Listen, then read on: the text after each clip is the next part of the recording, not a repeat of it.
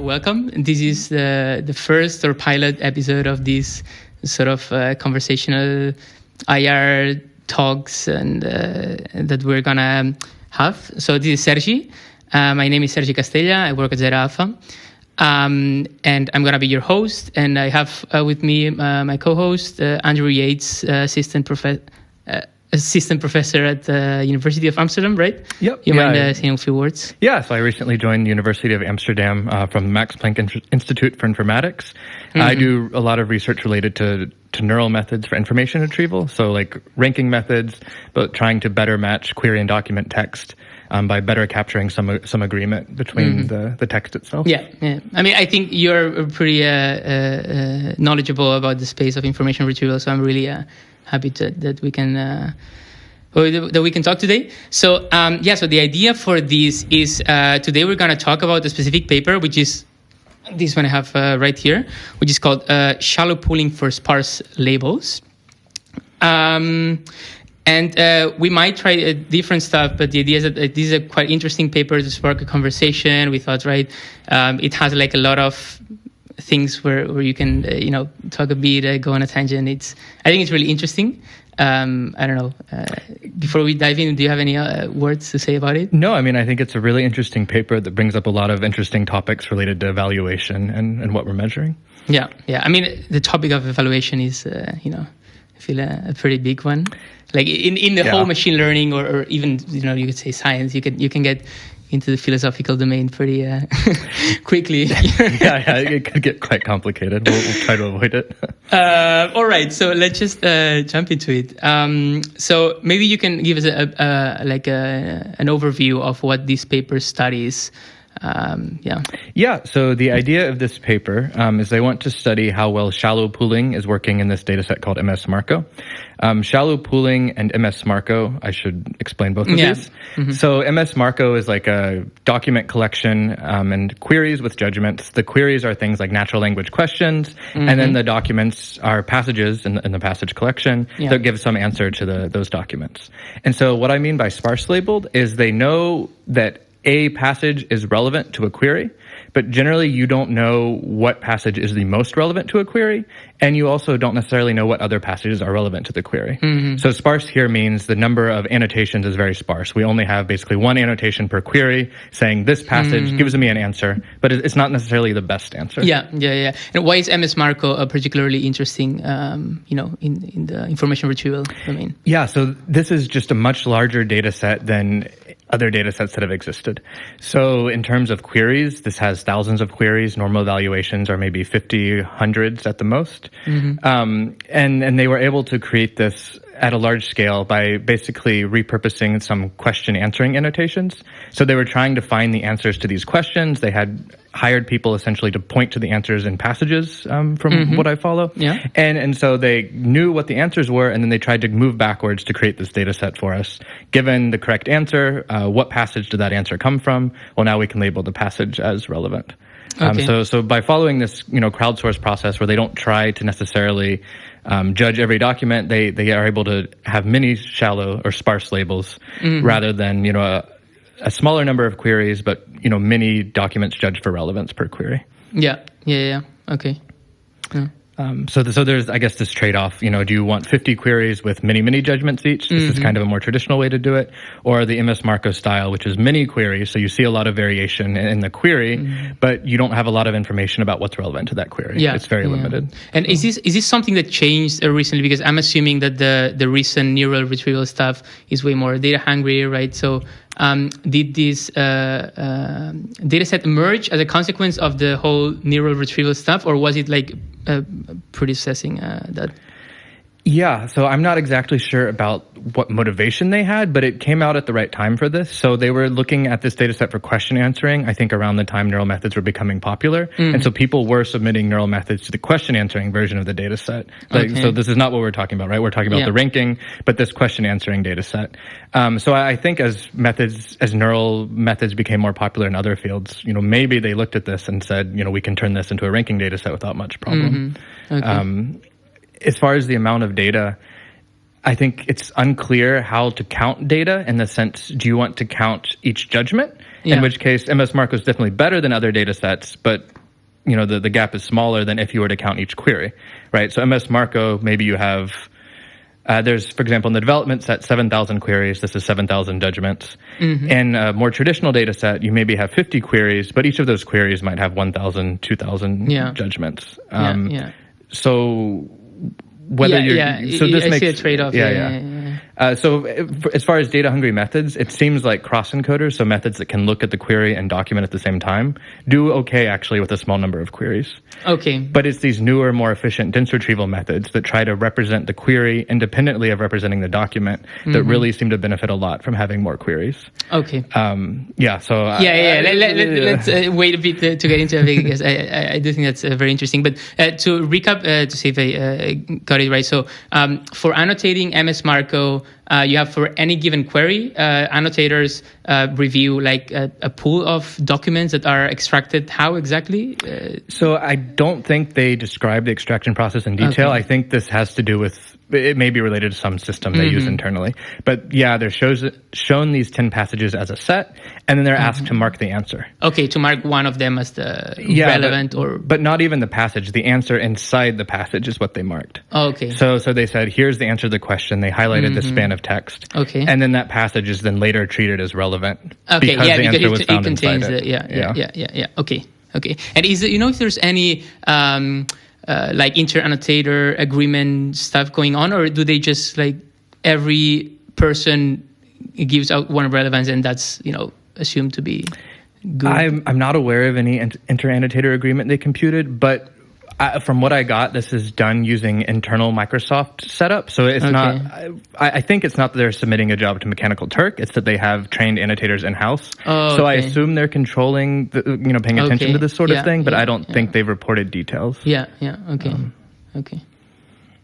No, it's really interesting. Okay, so as I assume, this paper discusses some problems. Well, problems, I don't know what word you would use, but some like limitations or some sort of sanity checks, maybe.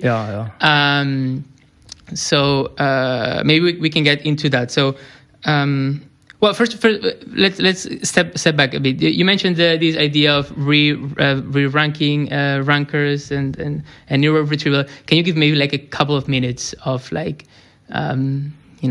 what people were doing 10 years ago with information retrieval, and what is happening nowadays, and what are the like main key concepts that you need to? So I'm going to focus on matching query and document text to start with. There's a lot of other signals, like PageRank, for example, many people have heard of, that could go into a learning to rank algorithm. But I think what we're talking about today with this data is specifically looking at match between terms. So in this context, people were using statistical models, so things like BM25, query likelihood. Basically, at a high level, these are comparing TF-IDF. So TF is something like the importance of a term to a document. Really, it's just the count, but maybe this is a proxy for importance of the term in the document. And then IDF is some measure of how discriminative the term is. So the is not very discriminative. It appears all over the place. It doesn't really matter if you match the. Amsterdam, much better term to match. So these statistical methods were using, these sort of features, basically combining TF-IDF in some way. With neural ranking, the, first family of methods that came along were these re-rankers. So a re-ranking method takes a set of documents as input, so a set of candidate documents for a query. So, the query is something like when was Amsterdam settled, and then it tries to re-rank the top 100, maybe top 1,000 documents for that query that were retrieved from a faster method. So something like this BM25 statistical method. So I have a bit of an embarrassing question, which is what does re-ranker stand for? Or re-ranking? It just means ranking again. So you have this ranking over all documents in the collection from, say, BM25, and then you cut that ranking off at like the top 100, and then you re-rank these 100 documents. So you come up with a new ranking. The reason I'm asking is because then I had it right in my head, but during the past week I was reading some of this stuff, and I realized that you could also think of, I thought maybe re-ranker actually means retrieve and rank.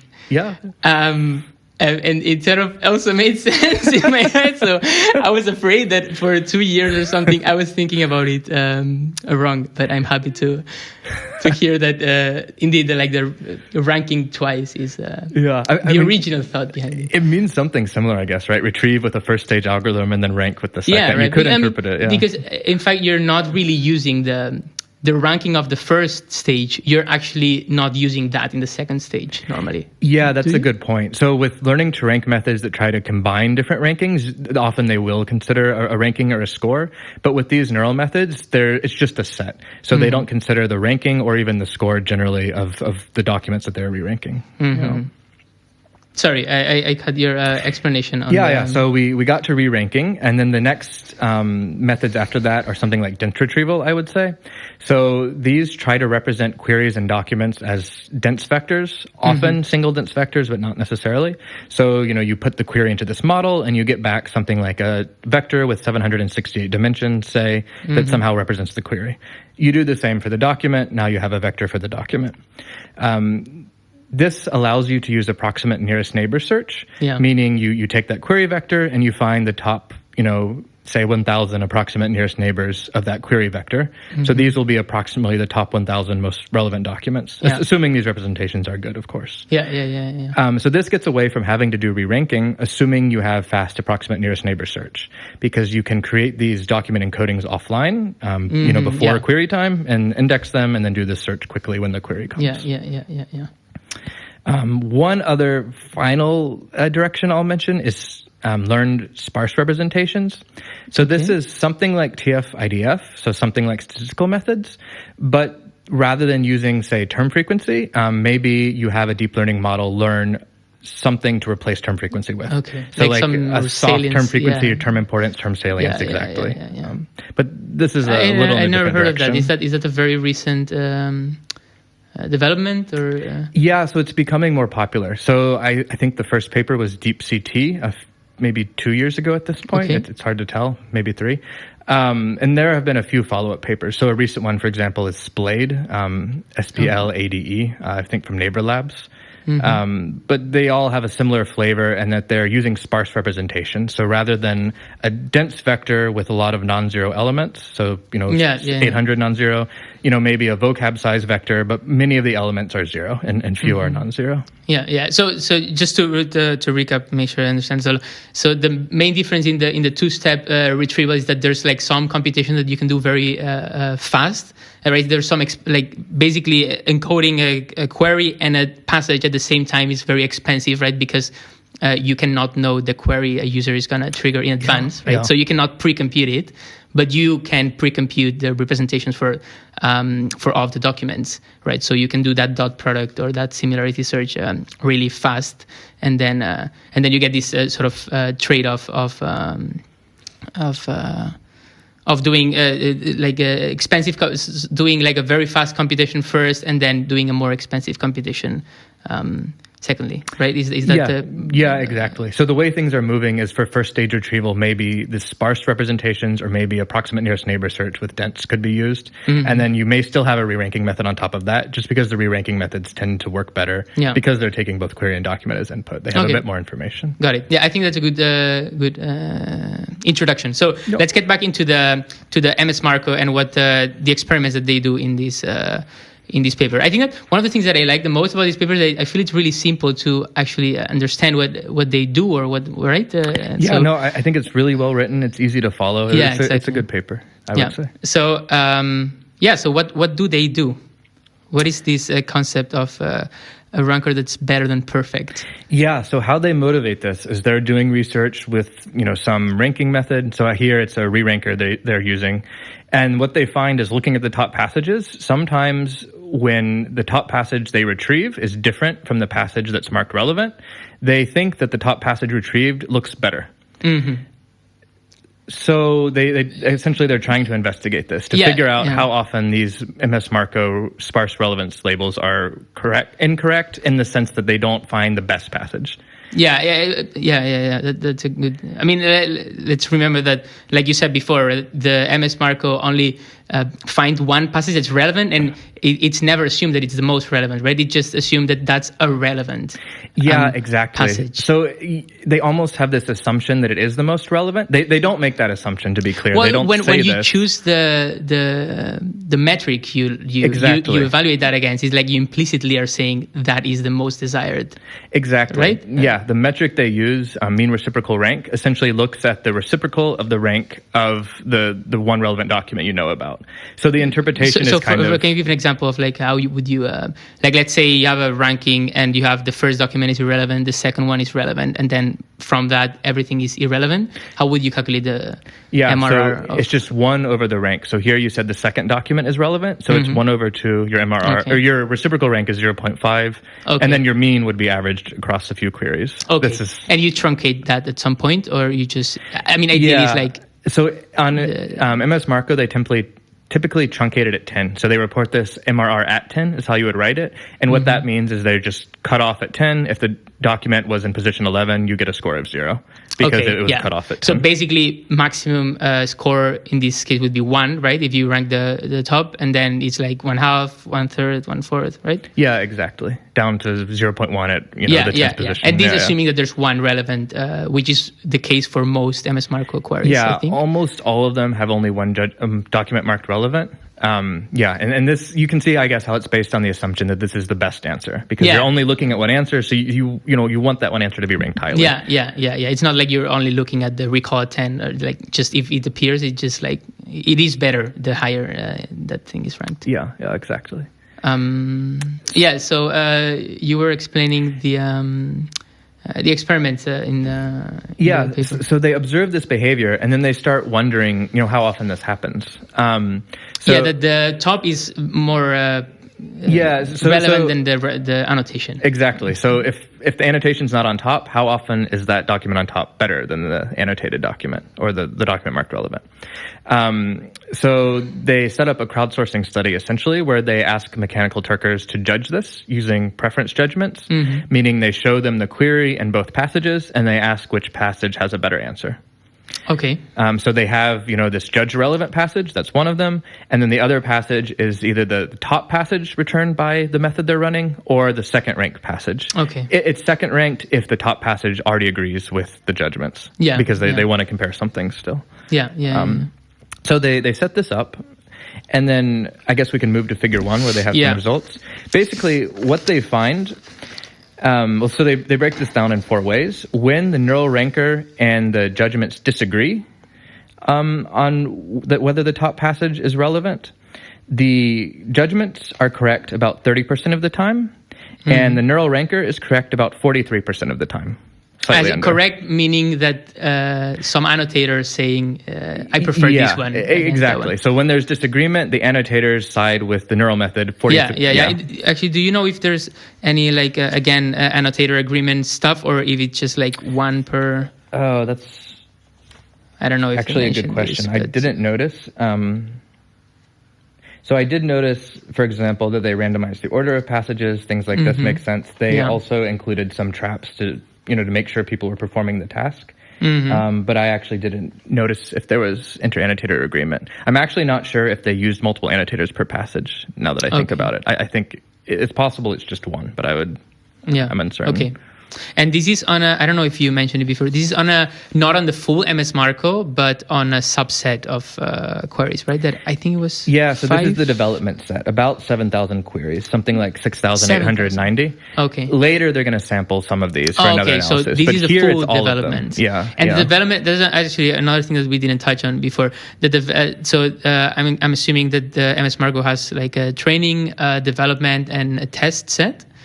And I'm guessing that the training and the development are accessible, like are public. Yep, but exactly. The test is you cannot. Yeah, the test is not revealed. If you submit your run to the organizers, they'll give you a score on the test set for it. But it's private. The judgment for the dev set and the train set are public, so that's what they're using here. People often use the dev set as they develop things. Yeah, of course. And I think that you already mentioned that this is from Microsoft, and some of the things are a bit opaque in how they're done. But is your assumption that the let's say all of these sets are annotated by the same set of people, basically? Yeah, I believe so. And part of the reason I think that, well, first, they don't say otherwise. But another part of the reason is because this history coming from the question-answer data set, I think that they collected a lot of judgments for this data set, and then they divided them for this ranking data set, is what I got. Yeah. So you can assume that, I don't know if this is correct, but like the data distribution on all three partitions of the data set come from the same data distribution, as in, it's the same set of annotators. There's no reason why there should be like a distribution shift, between the... We don't know of any reason to think there should be a shift. Okay. I'll put it that way. Okay. So getting back to these results, right? So like you just said, it seems like on these 7,000 development set on these annotators from MTARG, the ranked document by the re-ranker is preferred more often than the one that is annotated. Yes. So that seems like throw everything away. Like this is, I mean, well, what do you take from this? So I guess I have a complicated take on this. I guess it's true that the judgments are sometimes wrong, but also I just wonder what exactly we're measuring and trying to measure. Like, even if the judgments were always the perfect passage, we would be measuring a very specific type of relevance with very specific queries, very specific documents. Still, in this case, I would wonder how well it transfers to another data set. So we know that trained on MS Marco does work elsewhere, but in order to understand how much moving between data sets matter, I feel like we have a circular situation where you'd really have to understand whether all of these other factors matter. Like, does it matter that the questions are natural language, not keywords? Does it matter that they're all very focused questions where there seems to be an easy answer because it was highlighted for question answering? Does it matter you have very short passages, web-style passages, all containing something like pointing towards an answer? I don't know, but even if we had perfect judgments here, these would, I think, still be questions to ask about what exactly we're evaluating. Okay. So you're sort of saying like the problems with this kind of benchmarking go deeper than whether the relevance judgments are good or not, because there's deeper sort of things that are like you said, like the diversity of queries and all of this kind of stuff. Like, there's even if the relevance were perfect, this would still let's say it's still a question whether this is a good measure for an overall quality of a ranker. I'm sure. Yeah, exactly. So I'm sure it measures something pretty well, but how does this measurement with this setting affect the measurement you would get, changing some of these variables? Yeah, because right? that's actually what most people, I can speak to that because we're here. We really we're building semantic search technology with re-rankers and all of this stuff. And where we're really interested is to have models that translate really well to new indexes, to new data that are robust and blah, blah, blah. So this benchmark doesn't really measure that, right? Because we're training and evaluating on a data set that is really close, right? Yeah, I guess it measures it to the degree the data set you're transferring to is similar to this data set in the ways that matter to your models, right? Which is very convoluted. Who knows what those ways are, right? It's, So it does seem like this. We're opening more questions that we're answering. Which is not necessarily a bad thing. But so what I would say is that if you're only considering MS Marco, right, this is the task you care about, then obviously this changes the conclusion somewhat, or it has potential at least to change the conclusion somewhat, I should say, because this could change how methods are ranked on MS Marco. And if you really do care about this MS Marco task specifically, then it doesn't make a terrible method perform good, but it might change, which one of the top methods you're most interested in, pursuing further, or what sort of techniques maybe.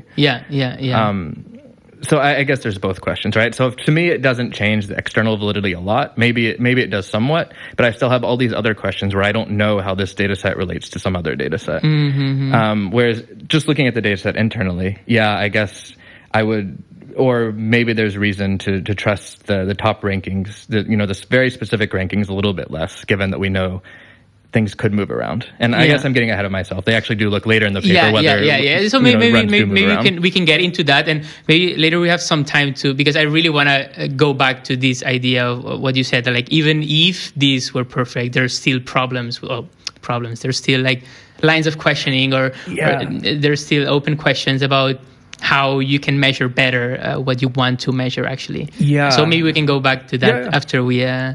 I think that the next version of the paper sort of looks a bit at how, or maybe this is a bit like a proposal of how you would improve the judgment scores in this kind of benchmark, right? Yeah, so they have a plan for improvement, or a suggestion, I guess, which is essentially just keep track of the best answer rather than keeping the judgments, as they were given to us. As more systems are submitted, keep repeating this sort of evaluation so you always can identify the actual best answer, which would make MRR more aligned with the task, right? Because you're measuring whether you found the single best answer. Yeah, but isn't this? So I'm guessing you could think of this as a sort of like human in the loop sort of right benchmark where you keep updating your relevance all the time. Doesn't this complicate the idea of comparing, like older? Like you suddenly have like some sort of versioning of a data set, right? That you cannot. I guess you have to always run the latest.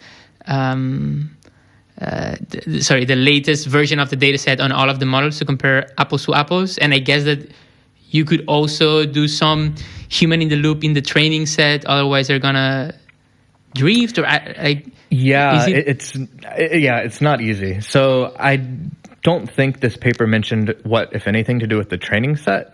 This would be a lot additional work, even because it's much larger in terms of queries. Yeah.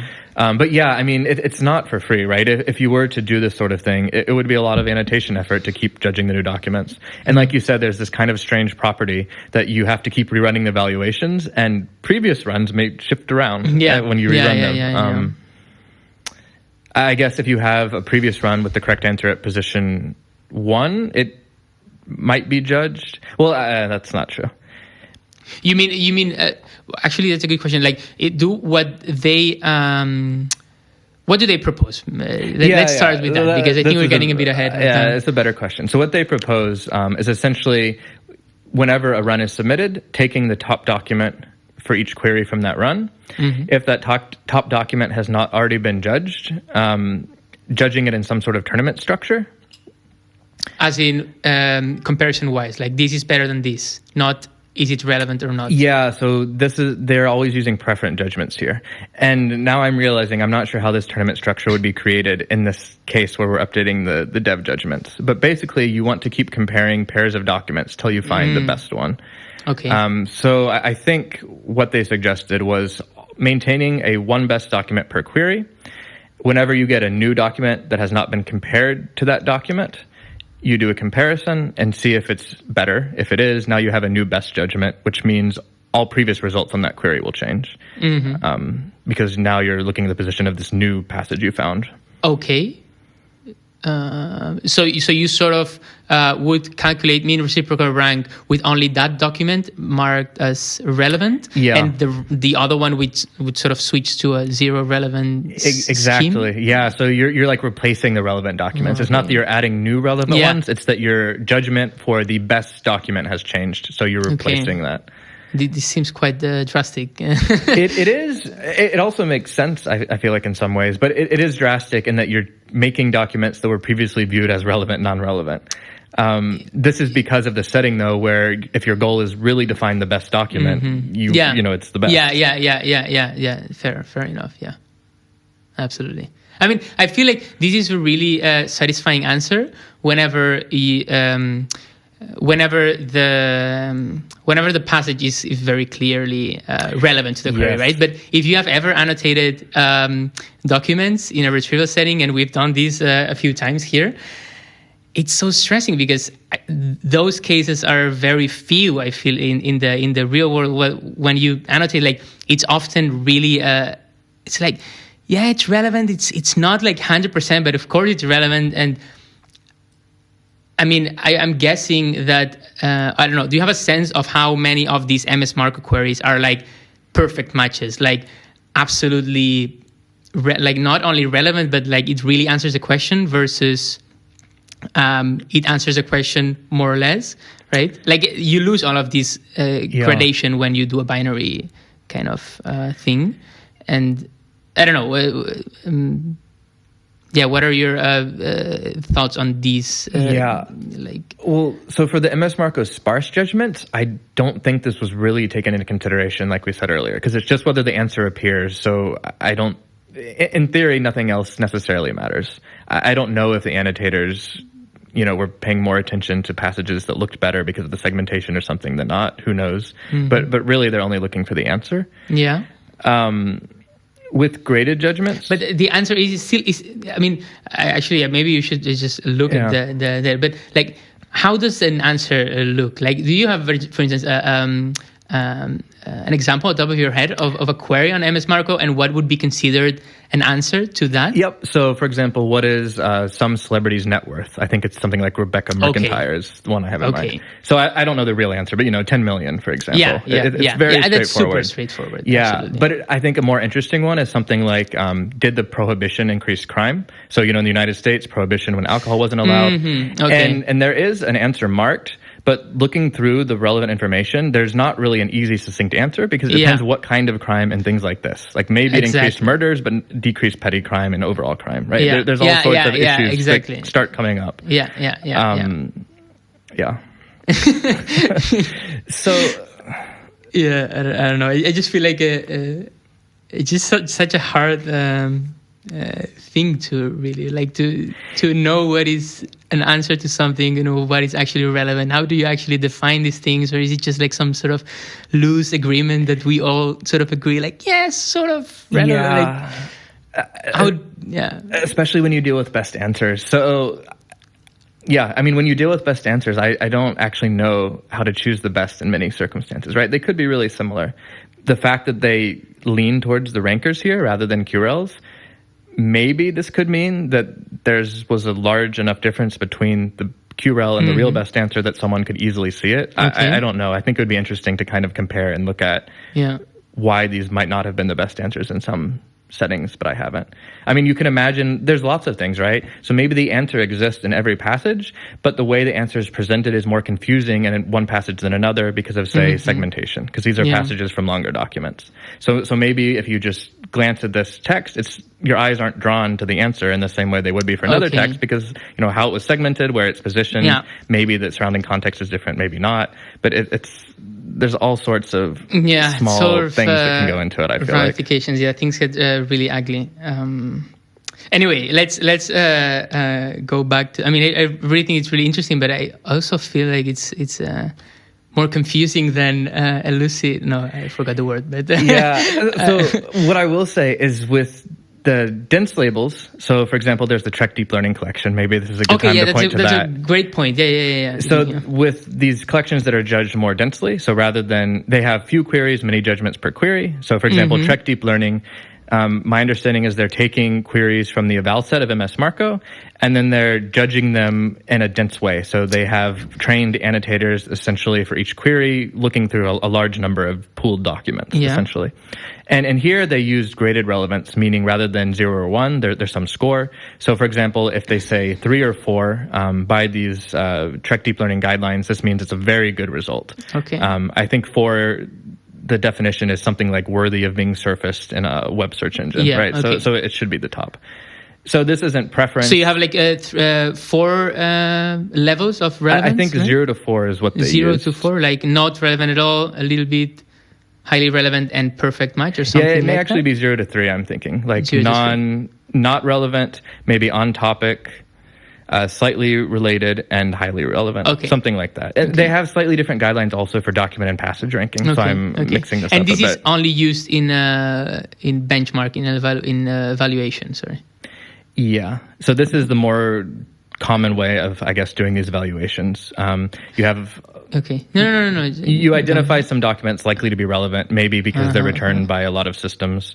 Right, you're doing some pooling of the top results by different systems. Yeah. This gives you documents to judge, and then this. And how hard? Like, why? This might be a stupid. So, why wouldn't you do the same thing, for instance, with MS Marco? Like, even if you have a binary, you can sort of have some loose concept of like, you mark one passage, but you just mark how good of a result that is, or like you try to find the best one, but you still say, okay, this is a, like this is a 2, this is a 3, this is a 1. Like, what would that be like a bad idea, or why, or like? I think it would be great if someone did it, but I think it's just very resource intensive to do. So, for example, deep learning, they're judging 50 queries like this. We saw in MS Marco, there's 7,000 queries in the development set. So just judging the development set using a procedure like this would take 100 times more work than what we normally do. But I mean, not judging densely, so like still doing it sparsely, but instead of doing it in a binary fashion, doing it in a graded fashion, like sparse graded annotations. I see. Like, is that something that... I'm not sure. I haven't heard of that. I think one difficulty that I see is if you have sparse judgments, you probably want to use MRR. And if that's true, what you're going to do is you're going to take your top relevance grade, say that's a 1, and then anything less relevant than your top, your 4, for example, so 0 through 3 will be turned into a 0. Because otherwise you're going to you either have to treat 4 and 3 the same, or as 1 relevant, non-relevant. I'll put it that way. Okay. I guess you could change metrics, but now you're headed in the direction of not really wanting sparse judgments because you're no longer using a metric that's well suited to this best document, right? Yeah. No, sure. It just, there's something that rubs me the wrong way to sort of give the same label to, even if you only surface the most relevant document, like you can go on Google and search for a query where there's no good answer, right? Like, even if you get the most relevant answer on the whole internet, that's still not relevant. And there's something that rubs me wrong saying, sort of giving the same label to that kind of thing than to like the query you said about net worth that has a very clear cut. Yeah. This is true. So I think also training versus evaluation matters here. With training, I feel like you would really want the ones to know that this is somewhat relevant, but not the best. So in my head, I've created a new system. 2 is now the best passage. 1 is something that's relevant, but not the best. Everything else, I think that's kind of what you have in mind. And then 0 is not relevant. Yeah. So you could do that. So even following the procedure they propose here, you could create judgments like this. I'm just not sure what metric to then use to evaluate. Because the procedure they've designed for collecting the judgments is targeted at this idea of a best passage. Yeah, I know, yeah. But for example, for training, I think that would be particularly useful, right? You can always have all these somewhat relevant documents that are more relevant than the not relevant. It's a lot more relevant labels, I guess is what I'm trying to say for training. But this is done using the development set, so it is separate than the training data, I guess. Yeah. Anyway, there's just a lot of these nitty gritty. I think it just comes from the unusual situation. We want to find the absolute best answer. Yeah. So that's a given. Yeah. Okay. So let's go back to this polling that they proposed, right? Because I think we got off a tangent a bit here. So we were talking about how they propose updating judgments for MS Marco. Yeah. Exactly. The idea is, they have basically a running best passage for every query. Whenever they have a new passage ranked top by a system that has not been compared to this best passage, I guess they compare it. And now they either replace the best passage or the best passage remains the best. Which gives you essentially updates to the relevant judgment every time a new run comes in. And this is done just in a continuous fashion, and I guess the leaderboard keeps getting updated. Yeah, I think this is the idea. Okay. So they provide some small experiments, right? After doing some labeling, right? Which is like a small experiment that sort of would be the same idea. So they run like some version of this experiment using a subsample of the 7,000 queries. So they sample 500 queries, and I think they have 11 runs, I want to say. And for these 11 runs, they basically perform this experiment and come up with a new ranking or a new MRR for each of these runs based on trying to find the best passages. So for each query, they take a pool of candidate passages that might be the best. Okay. So, here's query. So when you say run, it means like a model. Sorry, this is jargon. This is a run is a ranking from a model. So a run would consist of different queries, and for each of those queries, ranking of documents. Okay. This is but shorthand. Each run, so all of the runs are sharing queries? Yeah. Right? So a run is like your results on the dev set. Think of it like that. Yeah. Okay. This comes from like TREC run file is a common way to talk about the output of these systems. It's jargon from there. Okay. Yeah. So they take these runs, and so for each query, they create a pool of highly ranked documents for that query. There's a histogram of this somewhere, but for example, there are, say, a little over 80 queries with pool size 2. There are about 100 queries with pool size 4. So that means for those 100 queries, they have 4 different documents they've identified need to be judged. Yeah. Okay, yeah, makes sense. So you like recreate these sort of sets of documents to say, hey, one of these is highly relevant, so judge it for me, and then replace that label. Versus what used to be there. Yeah, right? Exactly. So exactly, they want to find a new best passage, maybe the QRL, but they want to identify the best passage given the rankings returned by these. Yeah. Given those new best passages, they want to compute new rankings for these different runs. Okay, makes sense. So they do that. They compute new rankings. So this is in, for example, figure 5. Also in, table 3. I think the figure is a bit easier to look at, though. If you look at the right side of figure 5, the x-axis is the official leaderboard order of the runs. So if nothing changes, you would expect things to continue to decrease on the x-axis. I see. Which is not the case. Absolutely, yeah.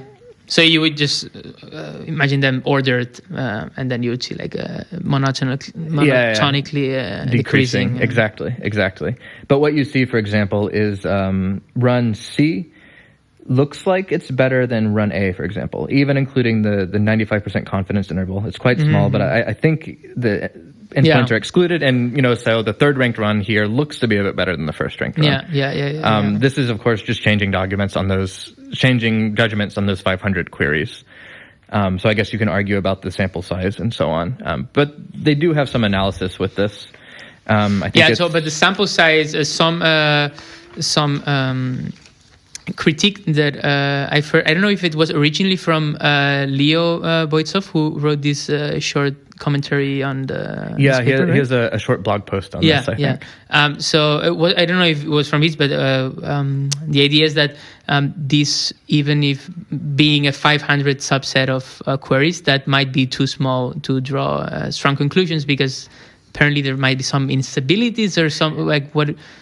Yeah, I guess the point is that, you're going from 7,000 to 500 queries. So maybe 500 is enough, maybe it's not.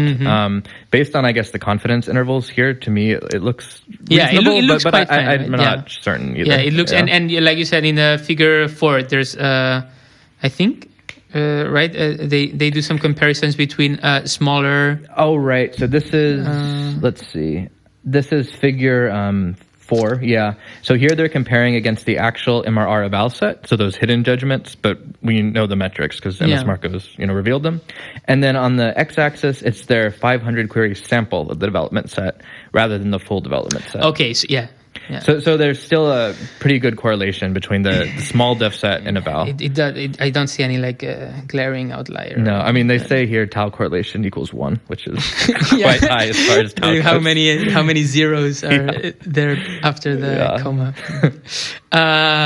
Anyway, so they perform the experiments, and I guess we can talk a bit more about this figure 5, right? Which is maybe the best sort of visualization of what happens when you re-annotate this.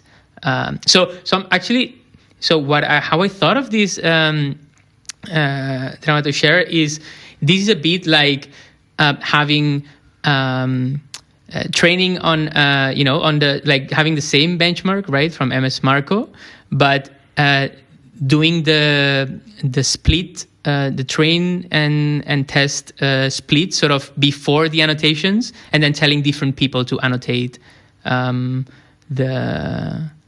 training and the test set.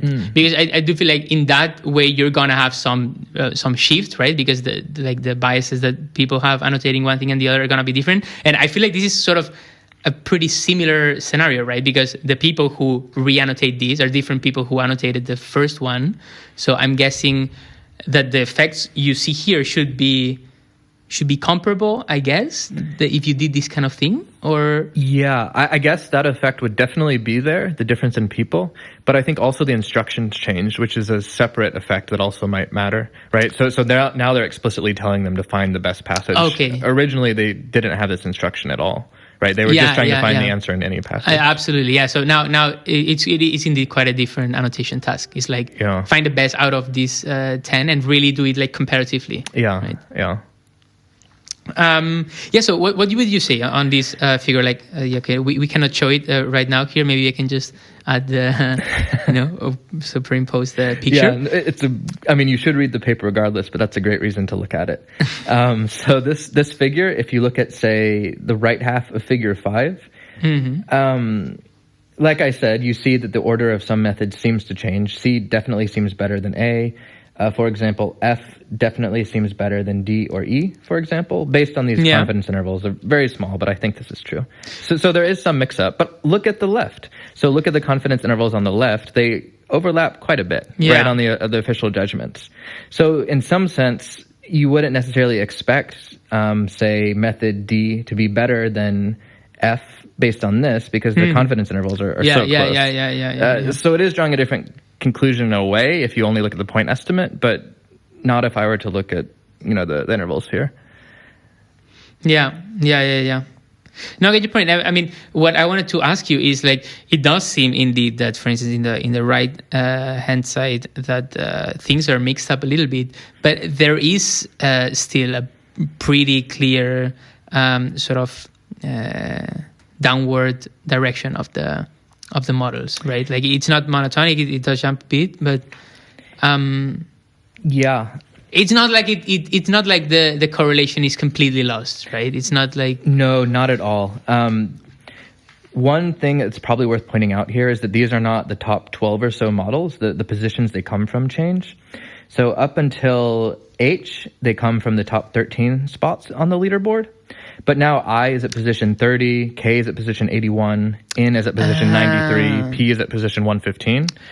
So it's true, but there's bigger gaps between that's these. A great point. I mean, then it would make sense, right? Because if you sort of think of this graph like a split into like the left hand side up to H, and the right hand side, in the left hand side you really don't see any strong downward direction, right? Like you would say, like in the top 10 they're almost interchangeable. However, once you go to bigger differences, there is a correlation that survives these re-annotating. Yeah, right? No, that's true. I mean, we definitely won't find that, say, P is the best method based on this, right? So yeah, this is absolutely... Yeah. So what does this have to say? Is it something like MS Marco benchmark results are relevant, but only if the difference is above, a certain decimal point? Yeah, that's... I mean, when you look at the so let's say when you look at the MS Marco leaderboard, what sort of would capture your eye? As in, what kind of jump in performance you would say, okay, this is something, versus what kind of jump in performance is more like, just regular business, super over optimizing on... Yeah, I mean, that's a good question, and it's hard to put a number to. I guess I would... I mean, so one thing is this figure does not necessarily invalidate... The right side does not invalidate the left side, because, you do have all these overlapping intervals. I actually didn't check to see how they're calculated. I assume, it's reasonable. And so it's not that it invalidates it. It just gives you a new picture of this, right? It's still compatible with the ranking on the left. Yeah. So I guess that's how I look at MS Marco personally. If you have a chunk of nearby methods, it's hard to separate them, to me, if what you care about is some other task or data set. If you really are just looking at the MS Marco eval set, then you can see they have different scores. But, these scores may not translate to any other setting. I don't know, right? Yeah. So you have one method is 2% better than the other one. Is that 2% going to hold in a radically different setting? Maybe, maybe not. It depends what they do. Okay. This is not a very satisfying answer, I feel like, though, right? I'm just saying, I don't know. You have to to look at methods. And I understand. Yeah, I mean, they're definitely super interesting. I would really try to, I mean, if you're listening to this only on audio, I'm a bit sorry because we did really get a bit into the details of this particular figure, but I will try to just add this to the video version. So from this, I wanted to ask, to take a step back again a bit. Okay, so I feel like we agree that these MS Marco type evaluation has, like a lot of benefits. Well, mainly probably like the thing that it's really big and that it has a lot of annotations. It's the biggest one, I'm guessing, right? Yeah. But there's a lot of problems on these benchmarkings, like we've been discussing. So, what are directions in the space of benchmarking information retrieval that you find exciting? Like what does, if you have to make a bet maybe in 5 years, how will we be evaluating retrieval models, for instance? Yeah, I mean, that's a very good question. I think that this MS Marco strategy is probably here to stay, especially for training, maybe also for evaluation. But for training, it produces so many more queries. This seems to be a big advantage to have many queries. So I think that sparse paradigm for training, I would guess at this point, seems to be here to stay. Yeah. As far as evaluation, we're already seeing TREC Deep Learning as like a companion to MS Marco, right? So this is the 50 queries per year that are very densely judged. Mm-hmm. The impression I get is that people just trust this more, like they treat it as more trustworthy because it's created within the standard assessment procedure. Mm-hmm. It's part of TREC, this retrieval conference that does this. And it's this what is something we've done that happens for a while. yearly. Yeah, yearly. So like every year they like annotate a set of documents, and then those are like blinded from people, and then people submit their models and they run them for them, and then you get a score out of that. Is that how it works? Kind of. It's actually the reverse of that. So there are no annotations, and everyone runs their models. Based on what the models find, they annotate some of the top documents. Okay. So the point being, these metrics are all really sensitive to the top, rankings. Mm-hmm. So there's no point annotating, position 1,000 for everyone. That's not going to change the metric at all, right? So they do some pooling to combine the top documents. Okay. And how they do this can become complicated, right? Maybe they're trying to estimate how good a run is, so that they pull in more documents from this system than from another system. Mm-hmm. It's not necessarily all equal.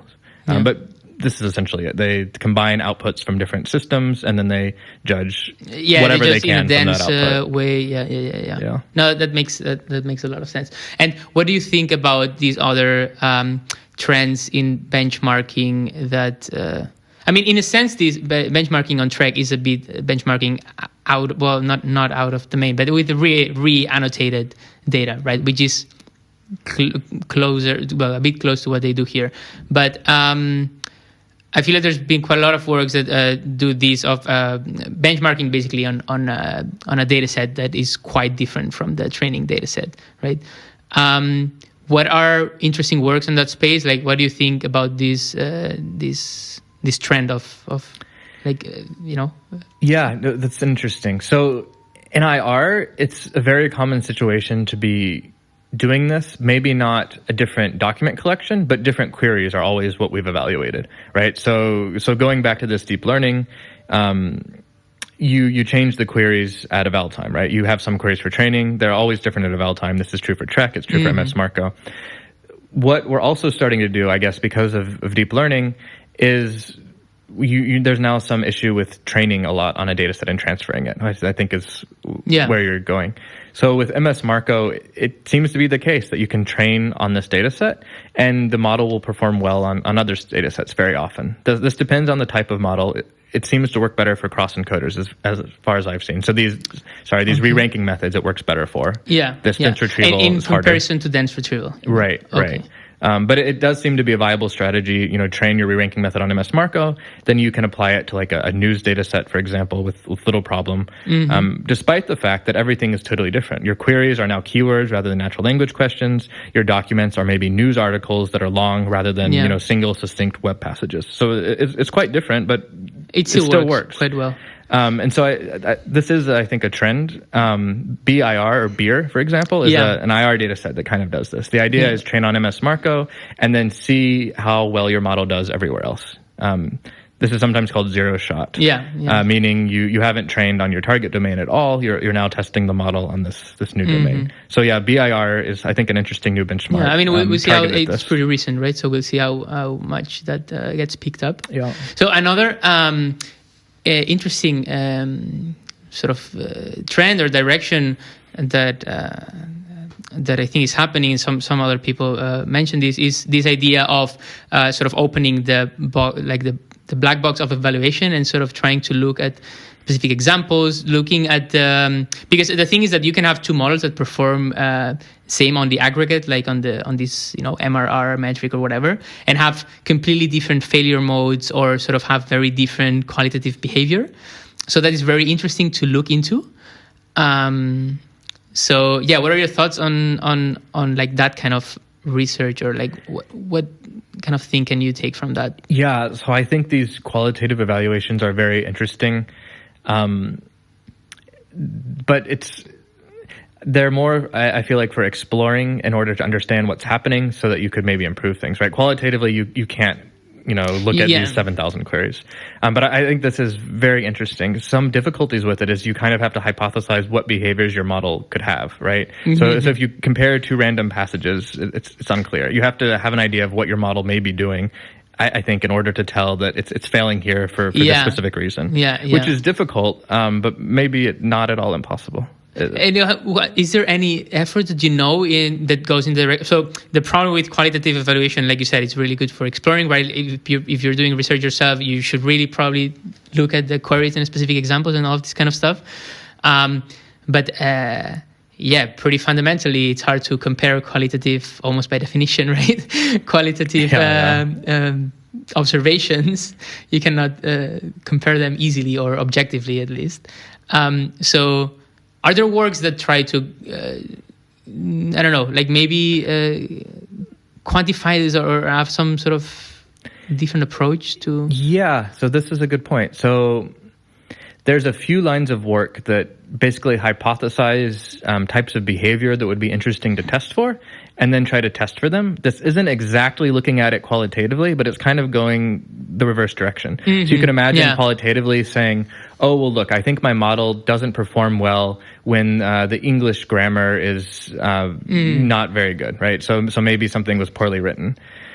Maybe my model's performing well for that reason. So, for example, there's a data set, Abnormal, by Sean McAvaney and co-authors, where they have basically tests for this. So they have like normal proofread version of some document and then a messier version of some document. I don't remember exactly where they get it. A messier version of the document? Yeah, messier in the sense that maybe the grammar is wrong or punctuation is wrong. It just hasn't had some round of proofreading. I don't remember where they pull this from, but I think to think of it that this is a good explanation. So when you see a behavior like that, you could test it in this way.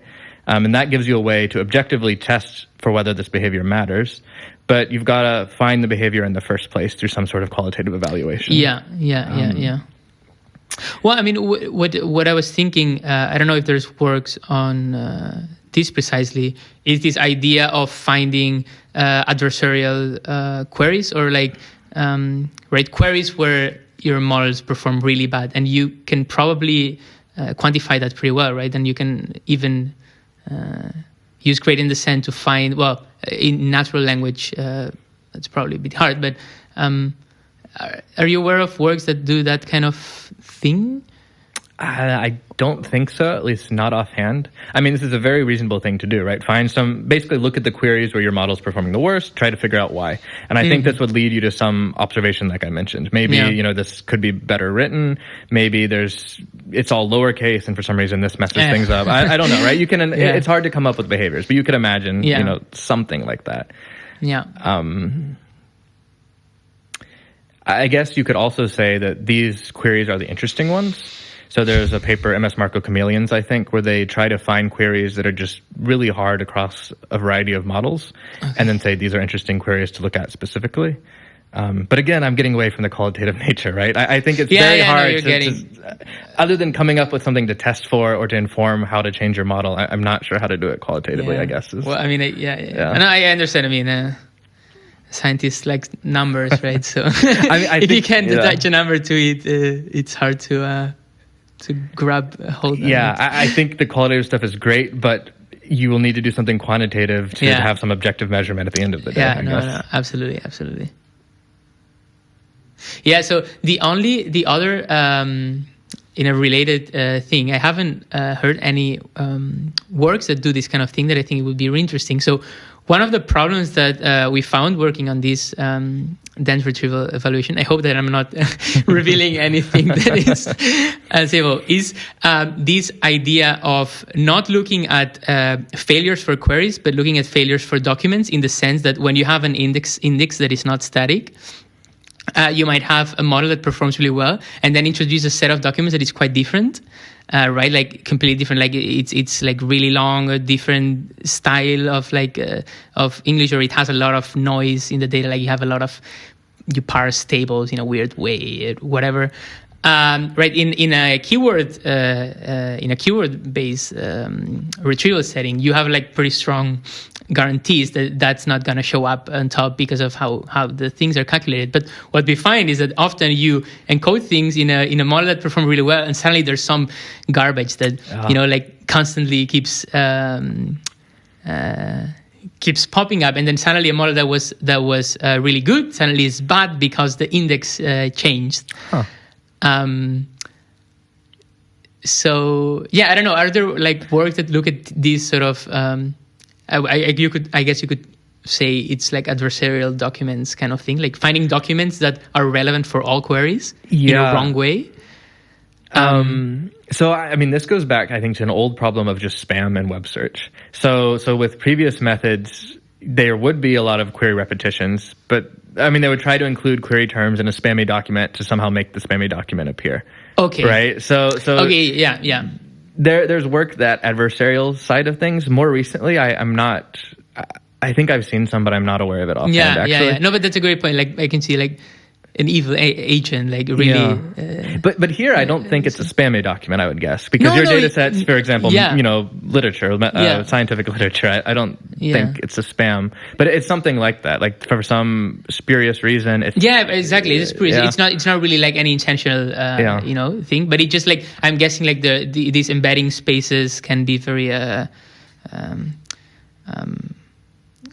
I mean, okay, this only applies for the dense retrieval case, but if you do nearest neighbor, normally these spaces are quite degenerate, right? In the sense that like documents are not sort of distributed all around the space, and you have like some sort of probably like region in this hyperdimensional space where your documents are, and a region where your queries tend to be, and that might not align perfectly. And then if you have new documents that sort of happen to be encoded very close to the sort of region where queries tend to be encoded, for some spurious reason, you might get like this document that is close to all of your queries, or I don't know. I'm really speculating here. Like it just but it's true. I mean, it's some failure of the embedding space. Basically, these two things have a dot product that's high, and they shouldn't have a dot product that's high. Right. Exactly. There's some issue with how they're embedded. Yeah.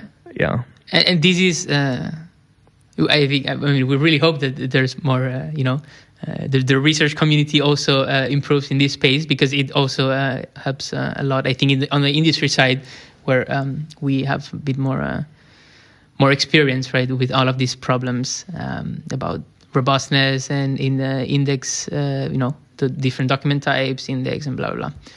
Yeah, definitely. And I mean, data sets like this are really helpful for studying those kind of problems in the academic setting, right? Because now we can train on MS Marco. There's a lot of it.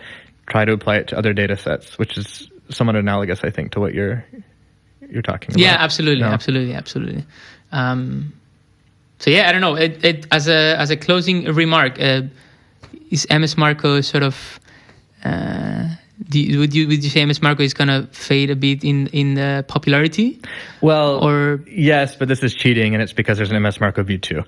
So separate from that, I don't think it will make it fade in popularity. Actually, I don't know about that. How different is it, or what? So I'm actually not very familiar with it. I know that they decreased the size of the document collection quite a bit. But we've been talking about the passage collection the whole time. The document collection is just taking those passages and expanding to include the document they were found in, essentially. But I actually don't know offhand any of any large changes here. I think how they segmented passages was changed, for example, but I'm not very familiar with all the specifics. Okay. Well, I guess we have to wait and see. Yeah, it's very new. So I think we've been talking for about an hour or something like that. Do you have any, other remark or things that you would like to bring up before we... No, I think it was a great discussion. It's, like I said, a very interesting paper. I'll say again. I absolutely agree. And I think it's really good to sort of wonder about all of these information retrieval evaluation big questions that are have so many ramifications, like you said. I mean, it's so easy to get lost in the. I don't know. I hope that we can get to talk about these kind of things a bit more in the future, maybe from different angles or from different papers, different people, maybe. But this was great. It was great. So thank you for inviting me. and I guess I'll see you in the next one. Yeah, see you then.